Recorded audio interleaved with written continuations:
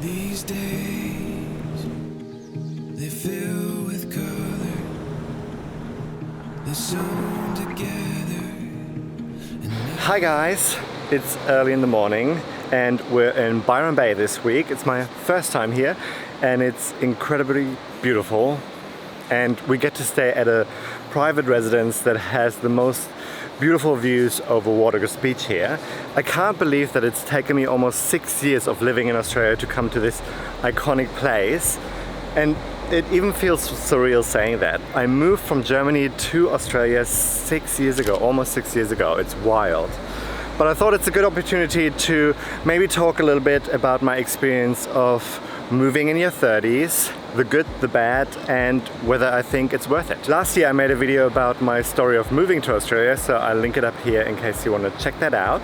But let's start with the challenges that I had and that I think are a little bit more common when you're moving in your 30s. Alright, number one is finding friends. I think it's much harder to find friends when you're in your 30s. You know, regardless of whether you're moving overseas or not, it's a lot easier when you're in your 20s and you're going to uni and you know you're out and about all the time meeting new people and you kind of bond over your shared experience and all the things that you're going through together. But in your 30s everybody's settled down a little bit more and you know people have started families and everybody's life is a little bit different. Work is a dominating factor as well. So I found it quite difficult to make new friends, especially as an introvert, because I'm not really the person who goes to meetups or to networking or social events.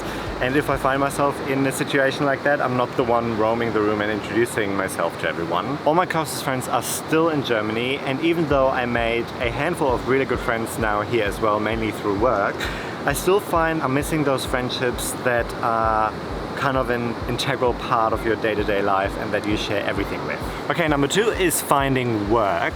By the time you're turning 30, most people would have finished uni and are already starting progressing in their careers. And if you're moving at that time, you may put your career on pause. Especially if you have to first learn the language of the country you're moving to, it's probably not likely for you to find a job in your industry or that is similar to the role that you had at home. Now, I was lucky because I found a job in my industry pretty much straight away after I arrived, and I could still, you know, keep growing my skill set and my experience. Thankfully, my English was good enough so that they trusted me to do the job and also speak to clients. The benefit that I had as well was that the company that I work for is pretty niche and I had some experience in that area which not many people would have had in Australia. The water is coming in, so I need to go over there to the cliffs, but I might get trapped. I guess we'll see. Now this beach very much reminds me of Piha Beach in New Zealand, one of my favorite beaches in the world. Okay, next up, visas. Not my favorite topic to talk about, that's for sure, and I'm sure every expat in the world can tell their own story about visa challenges. Visas can be such a pain, and I certainly had my fair share of visa struggles, which I'm not going to bore you with in this video. The reason why I want to bring this up though is because when you're in your 30s it may get a little bit harder to get certain types of visas compared to when you're in your 20s. For example, I arrived in Australia on a working holiday visa, which is kind of the easiest visa you can get when you're young, but there's an age limit to it. You need to apply before you turn 31. Most expats coming to Australia and New Zealand, I think, the working holiday visa is usually the first visa they get, and it's also kind of a gateway to other visas after that. So you want to be aware of any age restrictions there may be for the country you're moving to. Now that's not to say that there's no way of moving overseas when you're in your mid-30s or late 30s. There are definitely other opportunities and other visas you can get, especially if you have a skill set or a profession that is needed in the country that you want to move to. Now, you know how much I hate filming in public and for people to hear what I say to a camera, but I found a spot that was pretty chill and pretty quiet, which is good, but now the waves have changed and now I think it's the best spot for surfers to get into the water. So now I've got plenty of surfers coming by and looking at me and thinking, what is this guy doing? Now, all the things that I'm talking about are obviously from a perspective of a single person who doesn't have a lot of commitments, which was my situation when I moved. I can imagine that for someone who's got a family or a partner or other commitments, there are a bunch of more challenges that they have, but I can only speak from my own experience. We are running free. We are running free. We are Either way, moving abroad takes the stability out of your life and you're leaving your comfort zone, but it's a great way to learn to be adaptive and flexible, and you grow as a person. If you're considering moving, let me know in the comments below what your concerns are, and if you have moved in your 30s yourself, let me know what you found particularly difficult.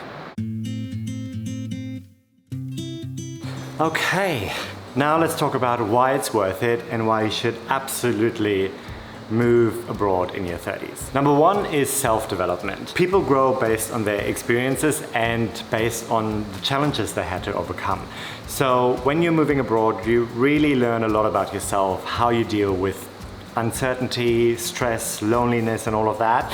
And you really get a sense of who you are and who you are not. That's actually something that I found really interesting in my own journey. Not necessarily the new things that I learned about myself, but also some things that are just non-negotiable and are just part of who I am. And even turning my life upside down will not change that. For example, I realized that I'm not the backpacker type and that I like a home base. Sure, I can, go traveling and I could spend a couple of weeks in a van, but at the end of the day, I want to come back to a place that's home. The funny thing is that when I first moved to Australia, I thought I would live the backpacker life, but really quickly I realized that that's not for me. And then, as you know, I ended up just finding a job really quickly and I stayed in Sydney for 5 years. And as I said, this is my first time in Byron Bay, and any backpacker would come here probably in their first 6 months after arriving in the country. I could have had a lot more experiences by now if I was a backpacker, but oh well, I'll just catch up a little slower. And it also shows that regardless of what you think will happen after you arrive, your journey will probably turn out to be completely different, and there will be a lot of surprises along the way. But the freedom that it gives you is really exciting because you can just create a life you love. You get a fresh start, a clean slate, and you can decide who you want to be. And there are no preconceived ideas of what you should and shouldn't do or who you should be. That doesn't mean that you necessarily have to reinvent yourself. You can also just become more aware of who you were all along. Next up is expanding your horizon. Moving overseas is without a doubt the adventure of a lifetime and something that you will always look back on as a defining milestone in your life. What I find so exciting is that the walls of your life that we all have just get a little bit wider and life gets a little bit bigger the more experiences you have. You meet people you wouldn't have met before, you learn about different cultures and different ways of life, and it sounds cliche, but it really truly makes you a global citizen and not afraid of finding your way in new places. Which leads me to my last point, and that is moving abroad makes you resourceful. When you move abroad, you have to figure out everything from scratch and navigate a completely new life, and that's a really good practice and a really good life lesson. If you figured this out once, you will find yourself less stressed when you're traveling to other countries. You just become a more resourceful person that just finds a way for everything and just figures shit out, which I think is pretty cool. Now, it's not all fun and games, and there are times that were harder than others, but did I ever regret moving? Absolutely not. You've got to look at it this way. Even if everything fails, it will still be an adventure and an experience that you will have for life and that you'll always remember. So you never have to look back in 10 years, 20 years at the end of your life and wonder, what if? So if you are in your 30s and you've been thinking about moving countries, you should do it. Especially now with, working from home, being part of our work culture, you may not even have to quit your job if you can work it out with your employer. Take me as an example. I moved from Sydney to Melbourne about a year ago, and my work is still in Sydney, and I'm working fully remote now. I know it's not moving to a different country, but would that still work? Possibly, yeah. If you have any questions about moving in your 30s, leave them in the comments below and I'll get to them. Thanks so much for watching. Like the video if you enjoyed it and subscribe to stick around, and I hope I'll see you back here soon. take care. And I'll just go enjoy the view and the weather and have food, sleep, relax, and just have a good time living the sweet life of Byron Bay for a few more days.